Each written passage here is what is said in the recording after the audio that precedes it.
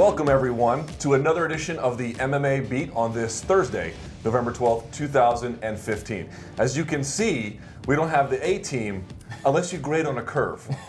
Joining me to my left, back after a very long time from the Boston Herald and SureDog.com, Jack Encarnacion. Jack, welcome. Pleased to be here. You know these two jokers at the end, Jeff Wagenheim from Washington Post and Sports Illustrated, and then old Iceman Mindenhall at the end from MMAfighting.com. Joker, what an upgrade from Donk. I'm Luke Thomas. I am President of the United States. No, SiriusXM and of course MMAfighting.com. Thank you so much for joining us. A lot to get to here. Shouts to our colleague Ariel Helwani, who is in Australia covering UFC 193, which sets us up very nicely. Now, gents, this was really awesome to me because I was looking at some of the Twitter comments I got about the show today before it launched. I was looking at some of the comments on MMAfighting.com. People were saying something very interesting. Please don't talk about Ronda Rousey. No. There is palpable, not so much dislike, but fatigue. And I want to talk about this because it's kind of interesting. Now, she's saying things interesting in Australia about when this fight's over, I'm going to disappear. And I think it might be a good time for that. So let me just ask you, Jack, you're back. We will go to you first. Sure. Are we reaching peak Ronda Rousey? Our fans, mutiny is a strong word, but are they getting there? Well, I think part of it is that there's now a premium on digging into her as you would any other celebrity and parsing her words from media outlets that aren't necessarily MMA media outlets who are still dictating the points of discussion about Ronda Rousey. I mean, she is now an American celebrity and is a Hollywood celebrity and is being covered as such. And so there's a lot of extraneous things to her fighting career and her next opponent that seem to dominate the discussion about mixed martial arts. And I think inevitably, MMA fans are going to get tired of that to some degree, but they get tired of anybody who anybody says is great in record time, probably faster than fans of any other sport I can imagine. They just don't like someone sucking up all the oxygen. It eventually gets on their nerves, and I think Rousey's very smart to say, you know, I'll disappear until UFC 200 and make people miss me, because they will. There will be a void in terms of excitement, hype, well-honed and delivered hype campaigns that she always steps up to the plate for. And yeah, MMA fans absolutely do want a few degrees of separation from somebody. They want them to fight again as opposed to feel like they're being given them before the appetite is wet. So there's just so much demand for her at this time. There's money to be made right now, so it's a very tough balance to strike.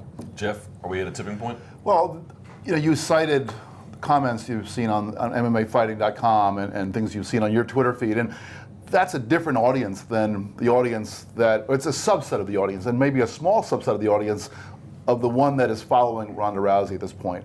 You saw the recent UFC 193 preview, and instead of having the typical Dana White screaming about platitudes about this fighter or that fighter, what did we have? We had Mark Wahlberg, we had Sylvester Stallone, we had Arnold Schwarzenegger saying that she is a female Terminator. I mean, this is where Ronda Rousey resides now, and that world I don't think is tiring of her. Maybe to some extent they're going to once they, we're seeing a little bit of backlash when she made comments about disparaging anybody who happens to use lube in their bedrooms. So they get a little bit of backlash, but even that's a subset of it. I think that her popularity is exploding, but within the little bubble of MMA fans who want to really talk about the fights, I think it is a little frustrating for people who want to talk about the important things that are going on inside the octagon, not necessarily Ronda Rousey's dating life or what Ronda Rousey's mom says about her coach or all that kind of stuff. Well, it's an interesting confluence like you both are talking about, because a lot of the MMA media, I notice, is now sort of latching onto the idea like, hey, we knew Ronda back when. We knew Ronda when. So you're starting to get a little bit of those guys who's doing that? Because I'll be honest, I have not seen that. Well, I've seen it. I've seen it going on. I don't want to throw it. I'm not going to throw names out there, but that's going on a little bit. You get a little bit of. So you have MMA media, and then you have all this national media who's not been in lockstep with her the whole step of the way. They just lit into this era basically where she's this star, and they're perpetuating that star. It's a really weird time because the national media, the big outlets that are finding her, are not worn out on her at all. They're just getting started essentially because she's a new phenomenon to them. Whereas the MMA media is a little bit from a different spot. And I will say that it's an interesting thing because I feel like some MMA media, you start to, the phenomena is not the fighter itself. We've already been through the phenomena is the phenomena of the national media. So a lot of the MMA media keeps talking about the national media. It's a weird sort of dynamic, but getting back to what you guys were saying, I feel like it is sort of a perfect time for her maybe to step back, because you do get inundated at some point, and she probably gets a little bit inundated with herself. You know what I'm saying? Like, not in a bad way, but just hearing about herself, just to avoid delusion and all those markers that come with it. She might want to just step away just to give herself some time and space. Well, let me jump off what Chuck was alluding to, talking about the mainstream media. Now, I write for probably one of the most mainstream sports publications out there in Sports Illustrated. Got that? Hustler? Got that? Hustler too. That's a different sport. Oh, okay. But Twitter verified. Jeff Wagner. now, typically, what they ask me to do is to write either both previews and fight night stories about the so-called big fights. That's what they've pulled back from the sport to an extent where I'm not writing about every single fight, every single main event. I'm just writing about the big fights, which generally speaking they want title fight coverage. But they pretty much leave me alone, and whenever, during fight week, I might send a story in anytime between Monday and Wednesday of that week, and it's pretty loose. This week, I was all ready to send in a story about the Rousey fight and also about the other title fight on the card. But before I could even start working on it, I'm getting emails from my editor there saying, when's that Rousey coverage? When we get that Rousey story? And they're like really preparing for a huge splash of Ronda Rousey on the site. And I said, okay, well, I'll send you that Rousey story on Tuesday, and I'm going to send you the story about Joanna Jędrzejczyk's title fight on Wednesday or Thursday. And they said, no, we're going to hold off on that other story. Just give us the Rousey stuff. Right. So this is sort of a microcosm of what's going on in the larger world. People are wondering whether this is a big hit for MMA in general, but it's really a big hit for Ronda Rousey. The larger sports world and even just the popular culture can't get enough of her. Okay, let me play devil's advocate for a bit, because I generally agree with the sentiments everyone is saying here, that this is largely a hardcore fans issue or burden, however you want to describe it, and that the larger public, the sporting public, they still have as I wrote today on Twitter, a fawning real-time hagiography of Ronda, because that's really kind of what it is a little bit.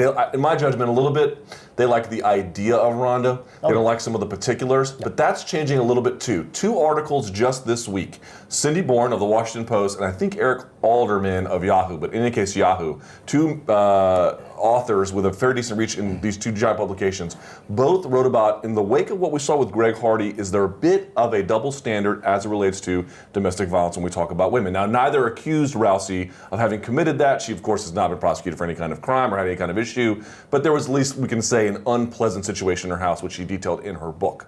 That's one thing you have to sort of pay attention to. That is beginning to bubble up a little bit in that mainstream press, which is why I'm wondering if this departure is a good time. Here's the other component to this. You talked about the fact that, everyone overstays their welcome.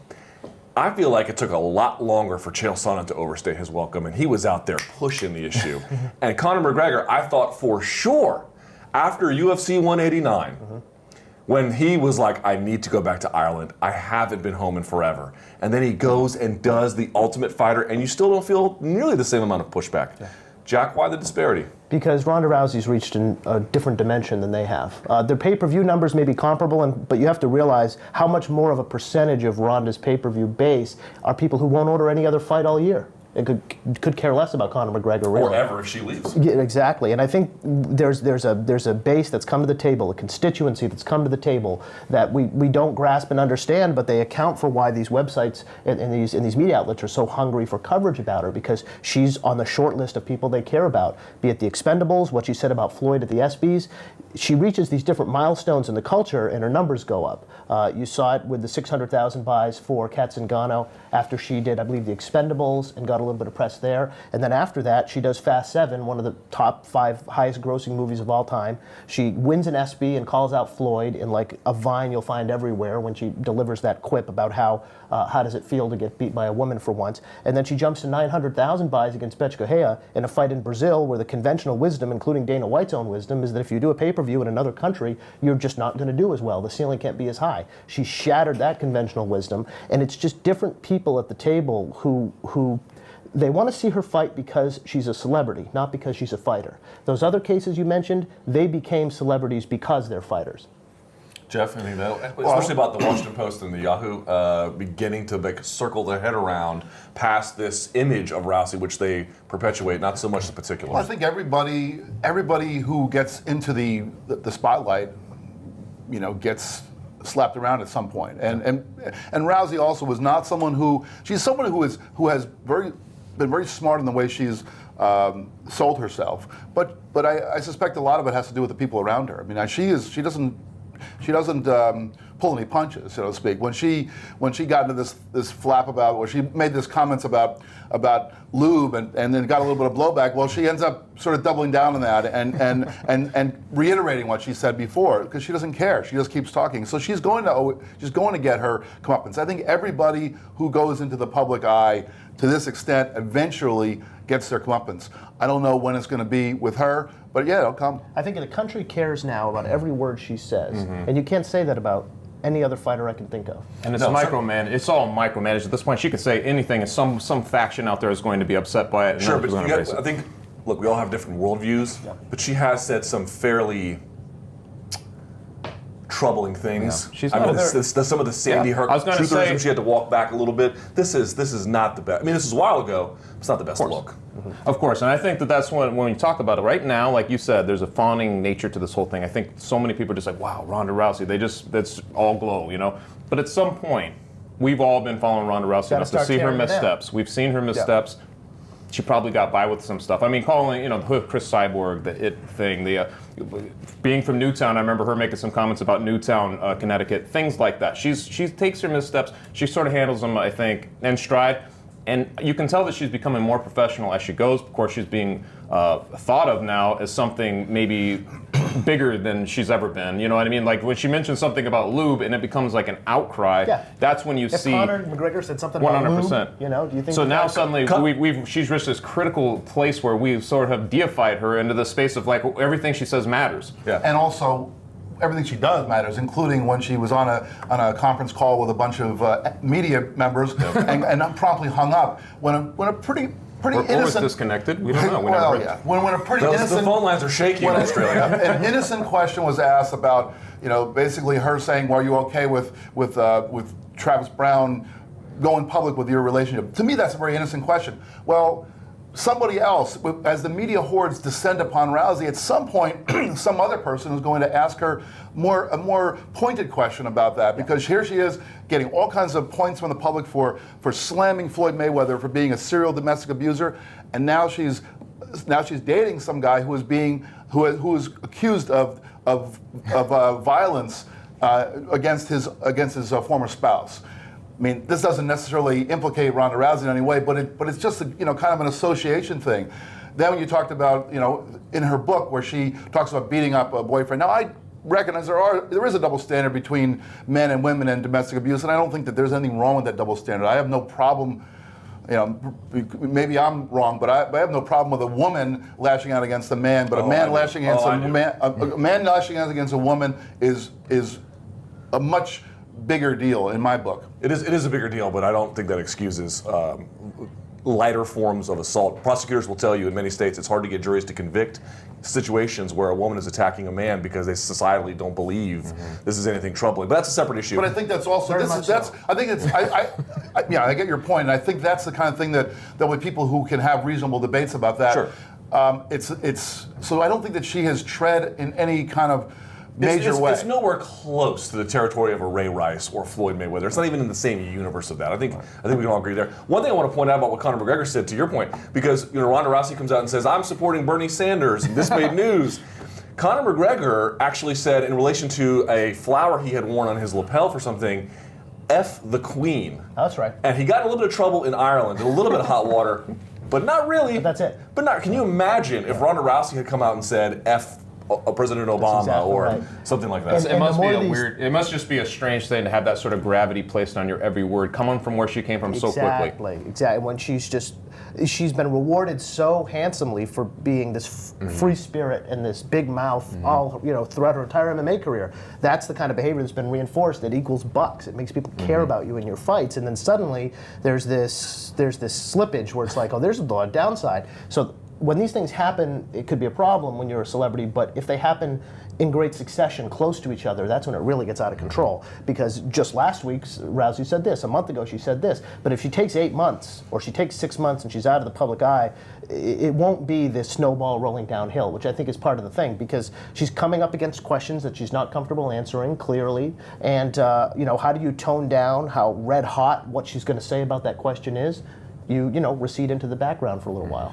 think it's interesting that we've had this discussion for I don't know how many minutes now, and we have not yet once mentioned that she's fighting this Saturday against somebody named Holly Holm. I mean, this is what it has become with Ronda Rousey. It has become an event. It's become, with a capital E, become a showcase. The UFC has sort of joined forces in this. The UFC had booked, had promised Miesha Tate a third shot at her because Tate had earned that shot and really has given her, has been the only person who really gave her anything resembling a fight in the past, but then pulled back. I mean, and they've got a person who's now about a 22-1 underdog. Her last challenge was about a 20-1 underdog, and we can cry all we want about mismatch. It doesn't matter. Right. It's a Ronda Rousey show, and that's all that matters. I'm interested to see how much it does matter. I think to some degree it matters, as far as what you can expect from a business perspective. I mean, Holly Holm has been one of the worst foils for a title fight I can ever imagine in terms of getting me interested in a fight. Say something.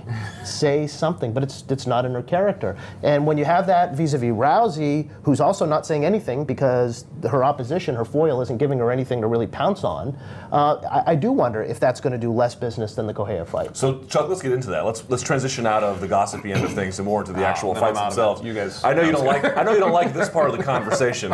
UFC 193 taking place this Saturday in Melbourne, Australia. A lot going on the line. Can they fill the big stadium? Can they have the record gate and record attendance? I'm not worried about that as much. That seems to be a slightly ancillary detail.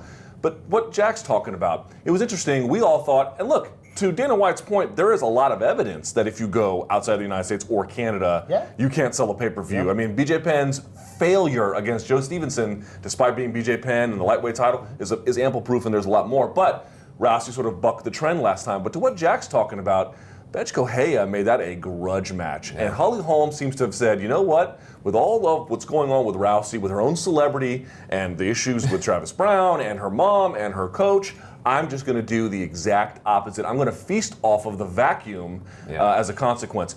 Is that going to hurt this pay-per-view in the end? I don't think it will, honestly, because like you guys mentioned, I think it's so much centered on Ronda Rousey. I mean, there's so much press, just from North American press, that's out in Australia, which is sort of unprecedented on its own. Just to see that many familiar faces out there kind of covering this fight, mostly based on Ronda Rousey. To me, Holly Holm, it must be really weird to be somebody like Holly Holm at this point. It's not just that you're fighting Ronda Rousey for a title. You're also looking at this world that Ronda Rousey represents now, this whole world that she's in, and seeing how much pressure she's under at all times to hold that championship. Imagine thinking, like, I'm going to not only go and like alter history if I win this fight, but then possibly have to then be that.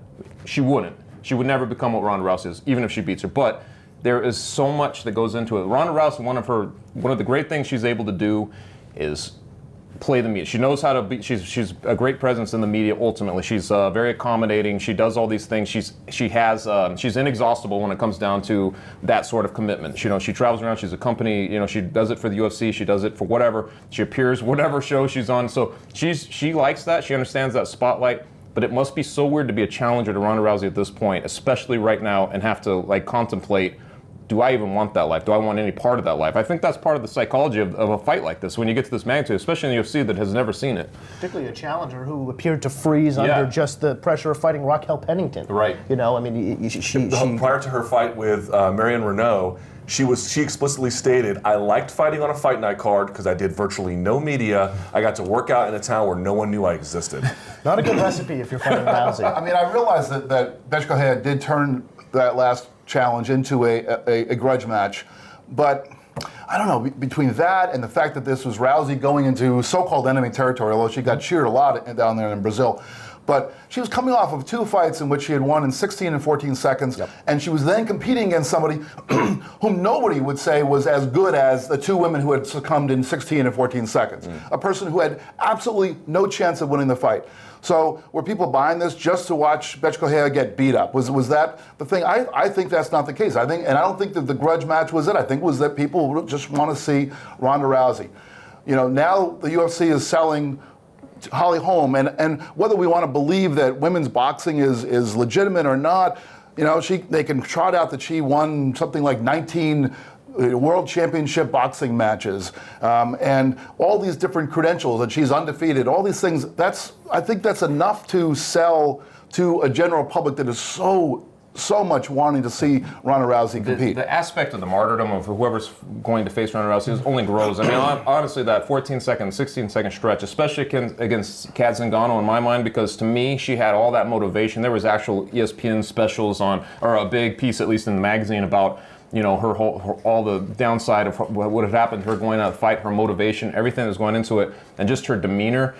To me, that was like, well, this could be an interesting fight. For her to go down in only a matter of seconds, I felt like that just perpetuated everything that, wow, Ronda's up here, everybody else is down here, and that's going to be the expectation until somebody, does something about it. And will it be Holly Holm who at least takes her into deeper water? I don't know, but I feel like that's going to be the perception at least. To Jeff's point on the grudge match aspect, I think it's pretty clear that Ronda Rousey is a celebrity on par with nobody else fighting, and so that means... Ever in MMA. Yeah, I think you could say that, yeah. Oh, yeah. I think at this point you can say that.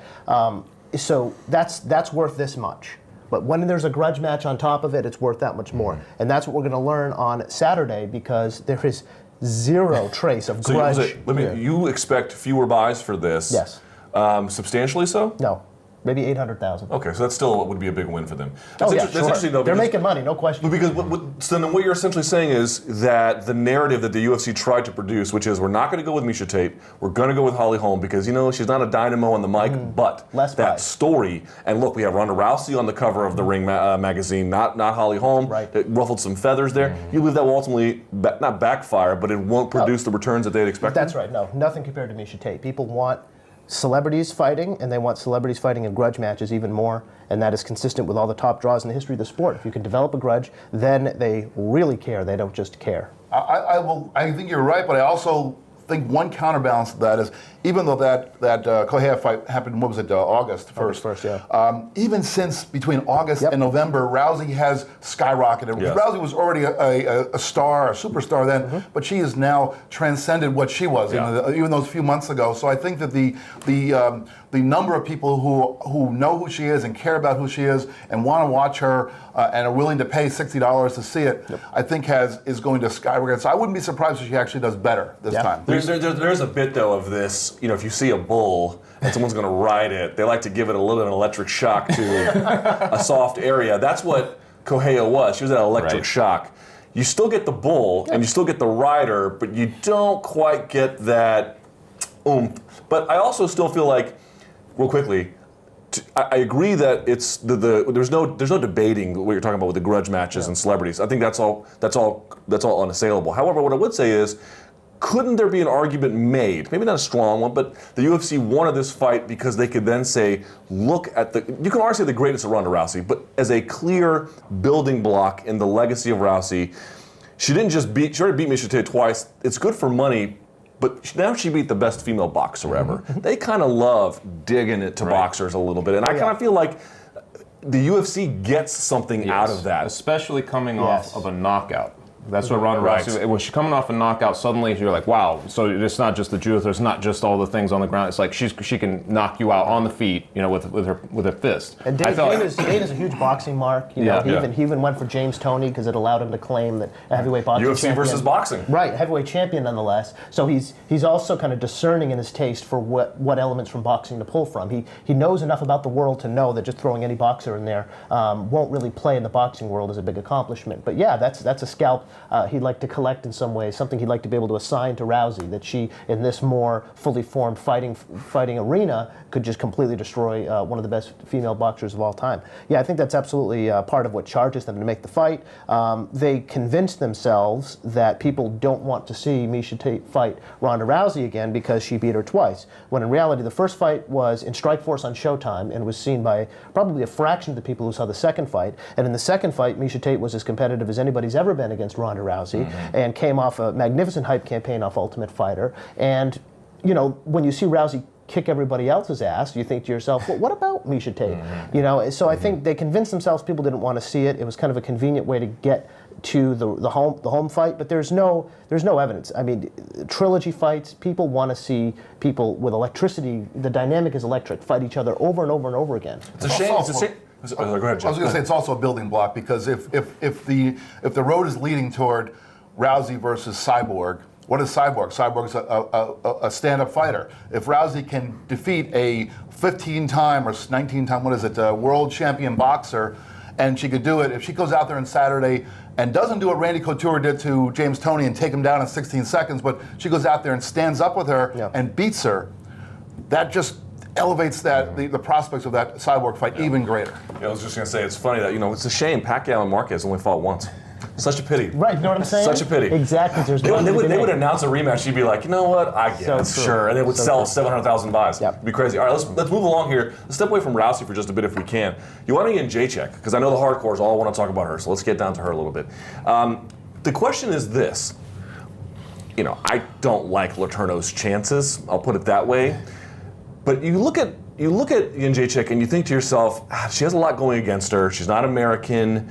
They're putting her on pay-per-views, and that matters. If she was divorced from pay-per-view, it wouldn't be as much of a concern. But she's a champion, so that there's going to be some gravitational pull there. And so, what can you do in that space? She has She's a smaller fighter. We don't know historically that's a little bit harder to draw. But then she has so many things going for her. She is a savage in there. She has a fighting style any fight fan would love, and she just gets in the drama that she brings even before the fight at the weigh-ins is so incredible, and her connection with the hardcore fan base is undeniable.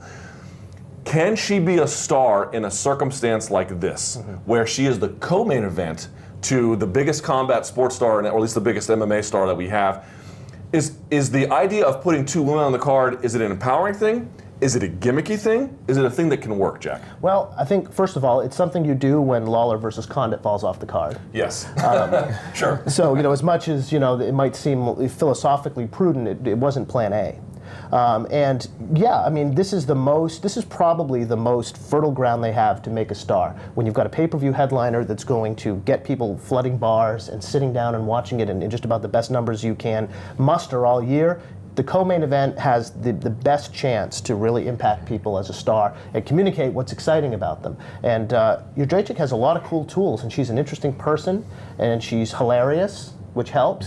She speaks English well enough that that's not a barrier. She can do media. She can do media, absolutely. And she wrecks shop. She butchers gals. And so I think if she can do that at UFC 193, she's going to maximize whatever potential sits there. I don't know how exactly to identify the ceiling of that potential, but you can't do better than what they're doing with her. Jeff, they've always talked about Jędrzejczyk as well. She fights like Chuck Liddell, but she feels like BJ Penn to me when she gets out there. Just how antagonistic she is and how dismissive she is. Now, who she really is in the end, I don't know. But to what Jack's talking about, is this it's the biggest star, it's going to help. Is it enough? Well, think about the audience that she's going to be performing in front of. It's going to be an audience that is, because of Rousey's presence, is not necessarily going to be just a bunch of hardcore fans. And I think some of what Ronda does in the cage gets lost on people who don't really quite understand. When she beat Kat Zingano in 16 seconds, I had to watch that about a dozen times just to understand what she had done. And I watch the sport all the time, and it took me forever to figure out, okay, in slow motion. You don't need to watch Joanna Jędrzejczyk in slow motion or repeated times to really understand. She fights the way people expect a fighter to fight. She goes out there and just kicks ass. She goes out there with her fists.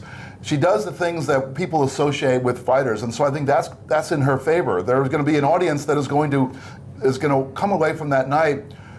Let's say that both she and Rousey both perform the way they typically perform and finish their fights the way they typically finish their fights. People are going to walk away more impressed by her because of the way she knocks out her opponent than the way that Rousey armbars or somehow disposes of her opponent. There's actually a pretty nice contrast there in terms of the styles they bring to bear. You can see Rousey do her thing, acknowledge as some casual viewer out there that you don't really understand what it was, but it was cool. She almost broke her arm. But what about that Polish fighter, that Polish woman who sliced and diced? She definitely has a tendency to steal the show. I think she's more of a fighter's fighter at this point in time. Like we've seen her, going back to the Esparza fight, I don't think too many people really were, even though she had that great fight before then, that was a split decision for her to get the chance, but I don't feel like people really knew her personality, and it really kind of showed in that fight week leading up to that Esparza fight, she sort of stole the show, and she has an opportunity to do it again, and this time in a much bigger sphere because she's under in the shadow of Ronda Rousey,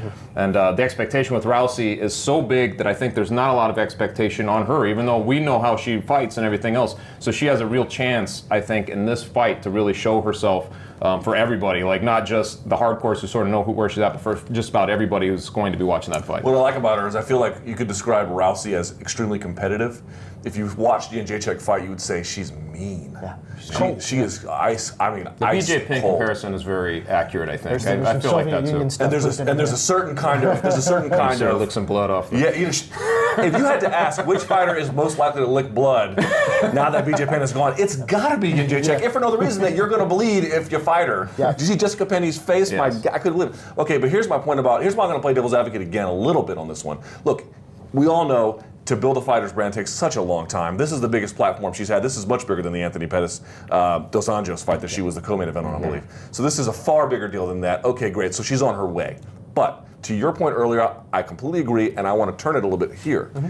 The people who are watching this pay-per-view who want to see Rousey, they just like Rousey. They're not really fight fans. Right. So us lauding the fighting ability and the spirit, I think they'll find it remarkable. I really wonder if they'll find it lasting. Yeah. I think that's my concern. Well, it's an open question, and it's one you have to try to answer. You know, you can't. Yes, this is the right call, though. Right. I think we can all agree. We're gonna learn. Yeah. Which is Which good. is It's all you can ask for. It's also, she's one step closer to drawing that attention because being a woman. I think that there's, if you think about what is the thing that makes people drawn to Ronda Rousey. Part of it is that she's so amazing, so good, but it's also that she's a woman who has essentially taken over a male-dominated sport. And so here's another woman who's coming into that and is even more vicious in her own way. And I don't know, some people may be repelled by that because part of the beauty, again, playing the devil's advocate, is part of the beauty of Rousey's supremacy is that she can win a fight without throwing a punch. I mean, she did that in the Zingano fight, and there's something beautiful about that. You're not going to get that in the co-main event. And the other thing, what gives me pause, is that we're used to seeing her kind of, stand up to someone else who's an equal. Now she's the biggest favorite in this card. She's a bigger favorite than Ronda Rousey is, and so will people even pick up on the fact that she's going to be bullying somebody who doesn't even belong in the cage with her? Well, for all this discussion, let's hope Valerie Letourneau doesn't take that back. Jack, get out. All right, let's move along here. I just feel like the last word on this, if I may, just a little bit, is, for me, it's like we're trying. Rousey's the right call because she's the biggest star. But I feel like there's a little bit of, well, you like this fighting woman, here's another fighting woman. And I'm like, the appeals could not be more distinct. There's such a thing as the it factor. As people talk about it, there is such a thing as it factor. Sometimes it's timing, sometimes it could be the looks, sometimes it can be your style, sometimes it can be all those things combined. I mean, Ronda Rousey came at the exact right time, broke down barriers, got into the UFC, opened up the floodgate for the whole division to exist, and opened the floodgate, by the way, for Joanna to jump in there and actually be in the league as well. So it's very difficult to compare her to Ronda Rousey. All you can hope is that she's able to get a little bit of that shine, off of this fight. And she comes at a time where she represents this fitness and strength among women, where every woman you see walking the street now is wearing yoga pants in public, and Lululemon in Starbucks, and everybody wants. You got a problem with that? No. I'm not saying. No straight man on earth is upset about that. I'm not saying it's a problem, but saying she came at that moment where there was like this premium and this clear market demand for like strong athletic women who can embody a brand like that. If that wasn't really, if everybody was wearing FUBU in like '97, I'm not sure Rousey takes off. Fair enough. Speaking of throwbacks, let's talk about Bellator for a bit, shall we? And you know what was funny about this?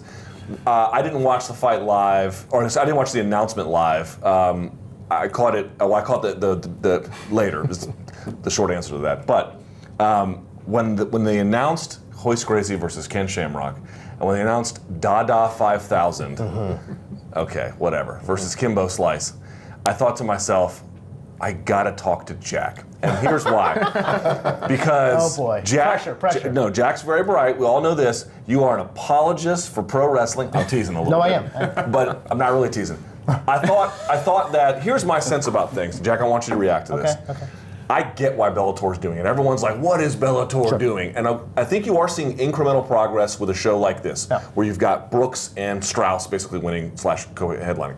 In other words, not stars at all, but the company trying to position them in the same kind of scaffolding that can make that happen, and just taking a bit of an L. The ratings were okay, but not what they could have been with someone like Slice. But to me, it feels like two promotions stuffed in the same organization. There is no relationship between Dada 5000 and Will Brooks, other than they both live in Florida. Right. And they're trying to do this because this is a totally different mixed martial arts landscape than the 2007 era, whatever it was, when or 2009, when Coker was on CBS. Jack, is this the right call for Bellator?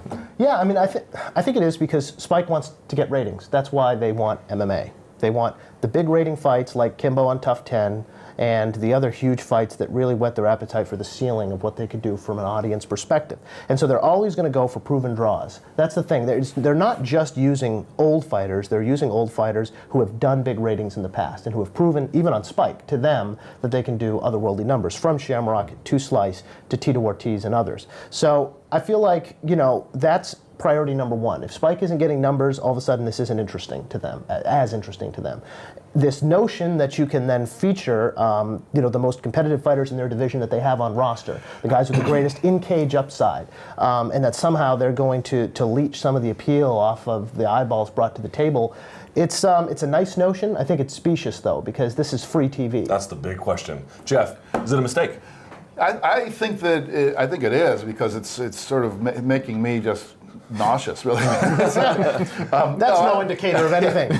No, I would have expected that they were. I thought the model was put together a good competitive fight card and then top it with some kind of spectacle. So I would have been That's more. what they tell you, so you accept it. Well, Don't write negatively about it, but it's about the spectacle fight. Right. So I thought that maybe you have. See, now you've got these two spectacle fights on the same card. Why not? Why not have one of them as the main event over Brooks, his fight, and over the Pitbull fight and all that stuff. But to be completely schizophrenic about it and have, on the one hand, a very competitive, legitimate card of MMA, and then put just these ridiculous spectacles. I mean, I had to go on the internet and find out who Dada 5000 was, and I went on and watched on YouTube some fight where this guy was just getting beat senseless. I'm thinking, wow, Dada 5000 is not too bad. Then I realized that Dada 5000 was the guy getting beat up, and then he pulled off a knockout with some like crazy punch.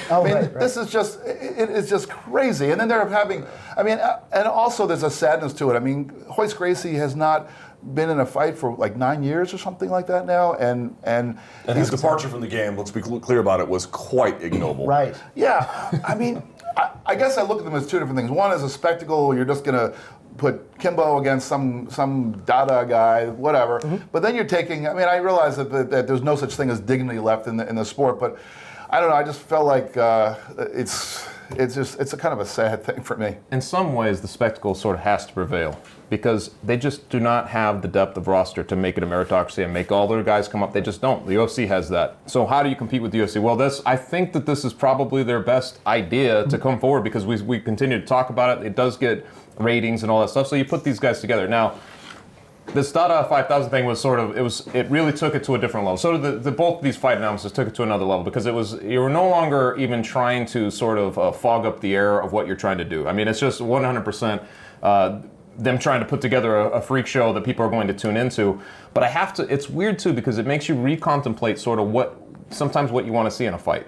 Because when they put together something like this, they talked about, I've heard Dada 5000's name, I'm sure you have too, like for years with this Kimbo Slice stuff. For whatever reason, you never really thought that the fight would ever come together, at least not in a situation like this. So then they put it together. And it goes back to that old intersection proverb now in the fight game about if there's 4 sports going on, and there's tennis and there's basketball and there's baseball and there's a fight, what would you tune into? And everybody's like, well, you tune into the fight. You look at the fight. You turn and watch the fight. It's amped up by 10 on something like this. These are street fighters being thrown into a cage that is sanctioned with these comic book identities. 100%. Right. I'm like, it. and so that you have to. It always makes me reevaluate. Well, why is it sort of exciting? I have to actually think about that. And on some level, it is, because you're talking about, like, imagine if you just saw those two guys in a bar get into it. you're going to be compelled to watch that fight. So in some ways, it's I 100% it's sort of this ridiculous thing to appear from a big league place like this, but at the same time, it's fun to think about, you know. And I think the sobering truth is that this sport, at its essence, Tell us about the sobering truth. Oh, you know how I do this. You love bringing the hammer whole of pro wrestling mechanics down on the world. You know the whole gimmick by now. That's right. Finish your sentence. No, please. This sport, at its absolute core, presented as a meritocracy, with the chief question being who is the best fighter, just does not make as much money and is not as interesting to America as celebrities fighting each other. Sometimes you can become a celebrity by fighting, but most of the time you have celebrity from somewhere else and then you fight. Or you attain that celebrity while fighting. And the two aren't necessarily linked. And, you know, it's hard. You'd be hard pressed to expect Spike to pass up on opportunities to pop amazing ratings, to protect some idea of a sport that really would not be appealing to them were it not for those massive numbers. Yeah. Jeff, you know go what ahead. though? I get that, but we're in New York right now, and tonight, I believe, across the river, the Bills and the Jets are playing on Thursday Night Football. A bunch of zeros. If right now, Knew that was gonna come up somehow. if the story came out right now that the Jets had just signed Joe Namath to play tonight, and the Bills had signed O.J. Simpson to play tonight, the ratings would be astronomical to see this craziness. But Jeff, they've got Ryan Fitzpatrick, I believe, or Fitzgerald. Which one is it for the Fitzpatrick? Fitzpatrick. I'm sorry, I can't forget these zero quarterback nothings. And you've got Tyrod Taylor. I Ivy believe. League, baby. You've got Taylor for the Bills, and it's going to be what, the NFL Network or CBS? Either way, it'll do what, 15 million? Yeah, Like 18, the ceiling is, or excuse me, the basement is so much higher. Well, I think the difference is, Jeff, America cares about football. Right. America Yeah. doesn't care about MMA as much as they care about seeing celebrities fight in MMA. And honestly, I had a bigger problem with the Shamrock Hoist Gracie fight. I mean, for whatever reason, you think about, well, these guys very old, and you know, you think of it, and you're like, well, French fries don't reheat very well. You know what I'm saying? Like you think about it, you're like, it's not going to. It's like one of those things. You know what I mean? Like, so I can't. I have a harder time wrapping my mind around that fight than I do the Dada fight. Well, with Gracie, it's like, you know, the whole thing was this guy in his pajamas in 1993. Right. I mean, now he like literally looks like a phys ed teacher who's about to retire. He looks like a darker version of Powder. Remember the Powder movie? What mine was happened to Hoist Gracie's eyebrows? They went away. But you know what's the interesting part about this fight too is that everyone's like, oh my God, it's Dada 5000 and Slice and then Shamrock and Gracie and you know, I can't believe this. And I'm like, did y'all forget this is also going to be in Texas? Oh, the lack of regulation will be so awesome. But here to me is the interesting part about that is because it's going to be at the Toyota Center. This is a big venue. You got to fill that thing. Mm-hmm. To me, you brought up something we kind of glossed over. I want to come back to it because this to me is also the core insight. And it relates a little bit to the Glory discussion about why Glory was dropped from Spike. The argument is basically, it seems to me this. Spike, they're willing to get, they bought Bellator. They're willing to invest a little bit and massage it. But they have a mandate. Scott Coker has a mandate. You got to get out there and you got to produce. And look, again, incrementally, there is evidence to suggest that guys like Strauss with proper shoulder programming and guys like Brooks, especially with shoulder programming, they're inching closer past the 700,000, now past 800,000, although it topped out at Lashley at 1 million on the ratings. Yeah. But the mandate is, if you got to get this far, what do you have to get you there? If you want to go to the Toyota Center, if you want to have 1 million plus average viewers, the roadmap is pretty clear. You got to go the circus route. Yeah. And I think that's sort of the stunning, maybe unfortunate reality of MMA today. Yeah. Anyone take a disagree? Well, I agree with you, but I also think that with this booking, Bellator has essentially said, well, you thought you had us defined. You thought that the farthest we would go was Ken Shamrock against Kimbo Slice. Well, we're going to go you one bigger. You know, we're going to smash your perception of us, of our circus act. We're going to go from being a 1-ring circus to a 2-ring circus, and then pretty soon down the road they'll have a 3-ring circus. And you know what? They wouldn't have done that had Kimbo versus Ken Shamrock not shattered ratings records for them. Yeah. Bellator ratings records. I mean, you can't just ignore that evidence if you're producing television. You know, there are these ratings draws, proven ratings draws out there who are not under UFC contract. Right. If you're Bellator and or Spike, you're obliged to sign them and put them on television. At least with the Kimbo versus Dada fight, we're only going to be subjected to that for 30 seconds. 30 seconds in, it's somebody is going down. The other one, if that's a 3-round fight, we're going to be sitting there watching that thing for 15 minutes, and it's going to be just torture. It's not going to be a lot of Marcelo teens in the Dada 5000 Kimbo Still fight. be shorter than the UFC 5? Quickly, because we're running short on time a little bit. We got a few more things I want to get to, but also to me, I think another thing that concerns me is the transference issue. I can believe a lot more the idea that the halo of Rousey can grow the flower that is Ian Jacek. I cannot believe it is a completely different audience that is interested in watching, and on free TV. I have so many people who I knew had given up on MMA. They saw this announcement, they're like, I'll watch this one, and then I'm back to not giving an F the next day. It's just a totally different audience. So that to me feels like it's a continued stopgap while they got to do something about Bellator. Still does not have a homegrown star. Right. That should be noted. All right, we have to move on a little bit here. I'm not sure which old guy to get to. How about the one that popped positive for? I don't mean on the panel.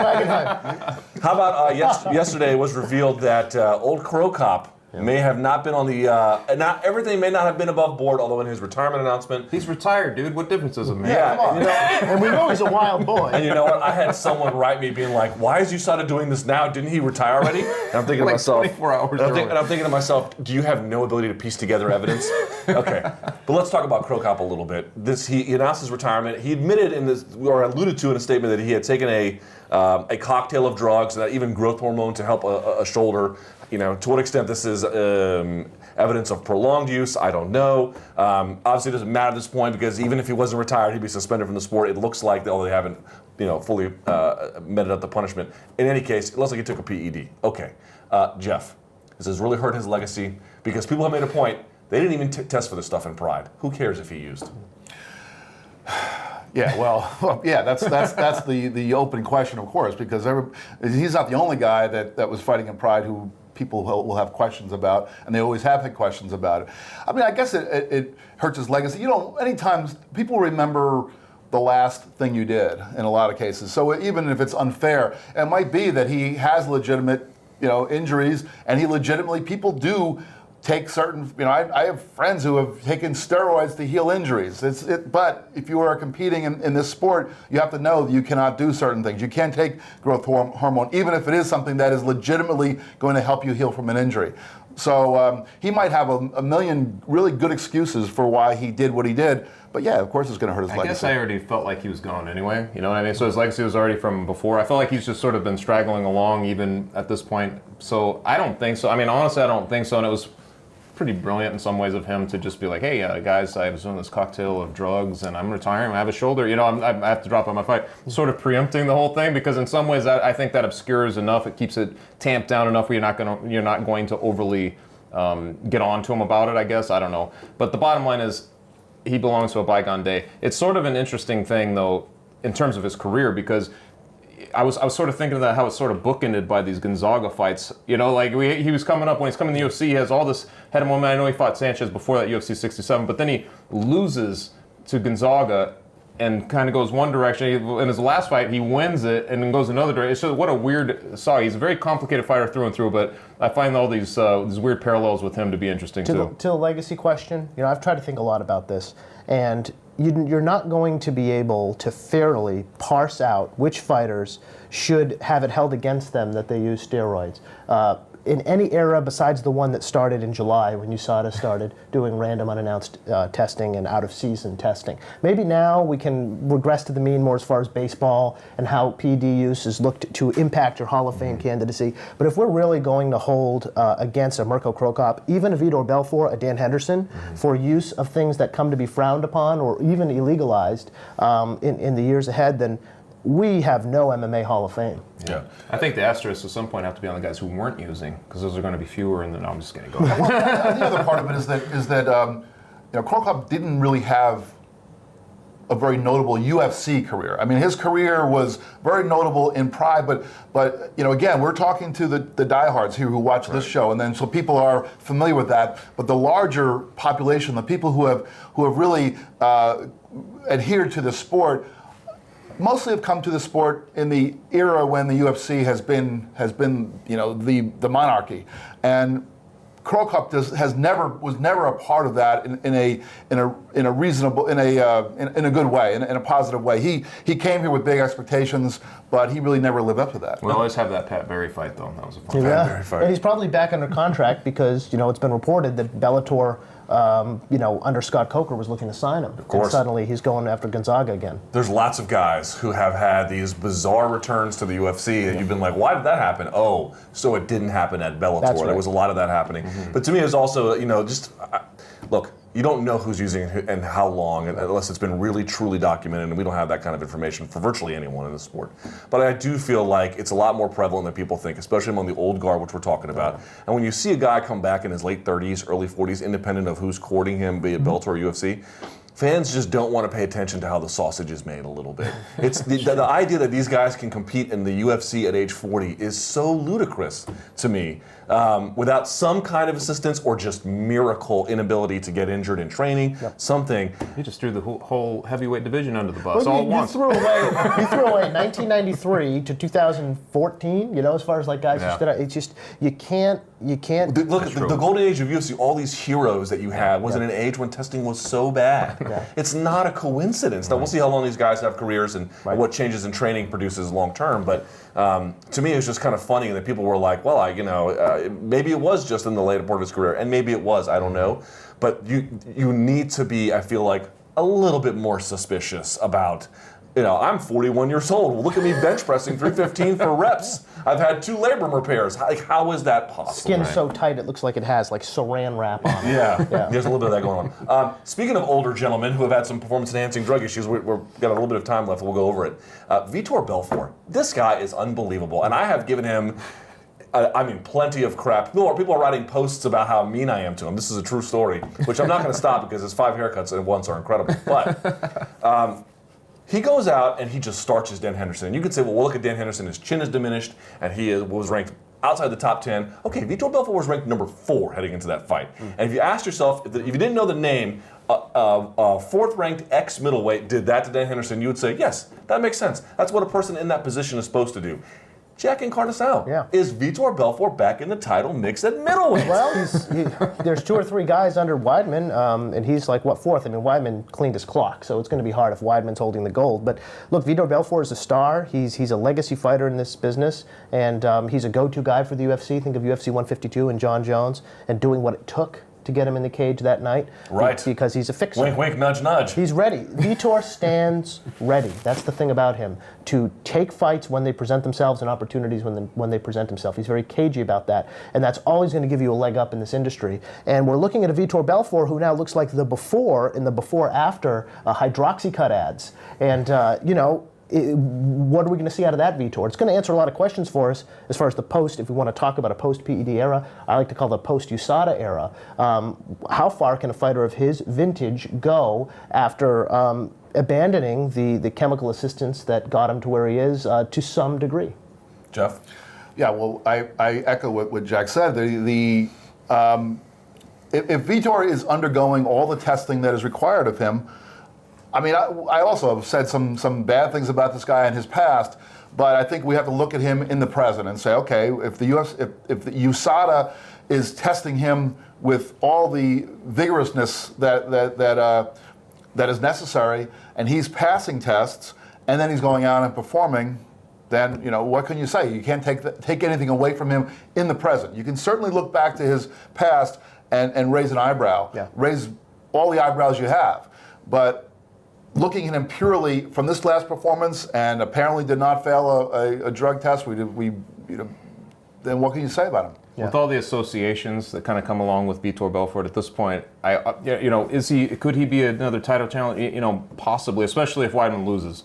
But at the same time, I'm like, man, how much does the UFC even want him to get another title shot? How much do they want to keep, putting marketing behind him for a guy who basically, in some ways, gives him a black eye continuously? You know what I'm saying? And they just put him in a headline. I know. They I felt like this they're not that bashful about it. But you saw how, leading into this, all the sort of controversy that stirred up again, just him being in an event like this. So I'm just saying, how often do you want to give him that chance? How do you even want him there? I'm just saying, from UFC's perspective, maybe that wouldn't be the best idea. But I will say this: if you could see his path, If Rockhold wins, and all of a sudden you've got Rockhold at the top who really wants to beat up Vitor Belfort, suddenly you've got it. And if they're stuck and they need a late replacement, that's where he comes in. Sometimes he causes the late replacement emergencies, for sure. He's got a track record of that. But he's a celebrity in Brazil, like I said earlier, kind of tangential to his fighting through the Big Brother show he did, the reality show, the fame of his wife. And as the UFC keeps up the schedule in Brazil, they're going to be hard-pressed to pass up on Vitor Belfort. And our own Gilmer Cruz was telling us that they had done well at the gate, and he thought in large part because of the celebrity of Vitor Belfort. We're running out of time. Very quickly, 2 quick questions. We'll go down the line here.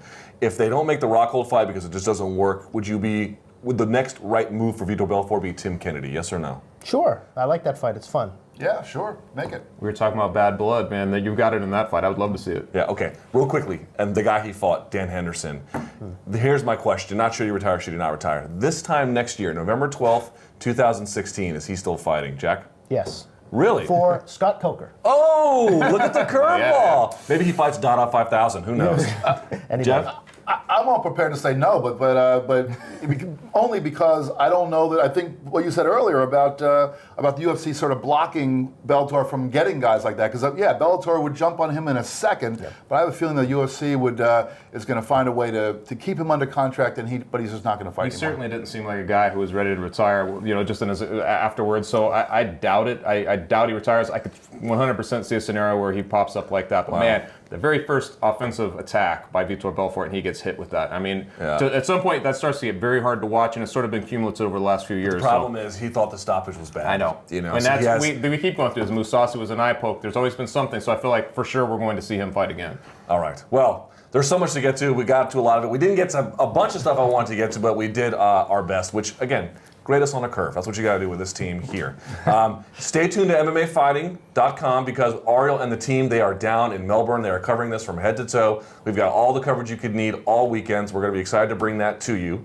Thank you so much for watching. Check us out on iTunes and SoundCloud and everywhere else. For Chuck, for Jeff, for Jack, the pro wrestling apologist, I am Luke Thomas. Until next time, hands up, chin down, let them fly. This is the MMA Beat. Free Nick Diaz.